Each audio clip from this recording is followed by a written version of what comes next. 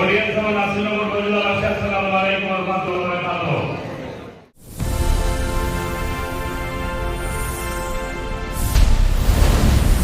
SK Mamoon Media 24।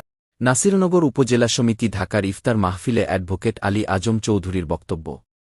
ঢাকার একটি মিলনায়তনে অত্যন্ত ভাবগাম্ভীর্যপূর্ণ পরিবেশে নাসিরনগর উপজেলা সমিতি ঢাকা কর্তৃক আয়োজিত ইফতার ও দোয়া মাহফিল অনুষ্ঠিত হয়েছে।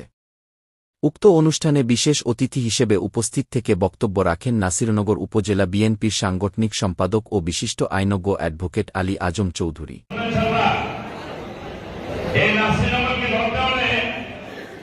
আপনারা যারা এখানে বসে আছেন, আপনাদের ভূমিকা আছে।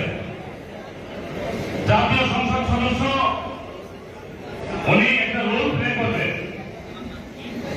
ওয়ারেন্ট অফ প্রেসিডেন্ট অনুযায়ী উনি একটা জীবন নেতা দিবেন, কোথাও একটা সুপারিশ করবে।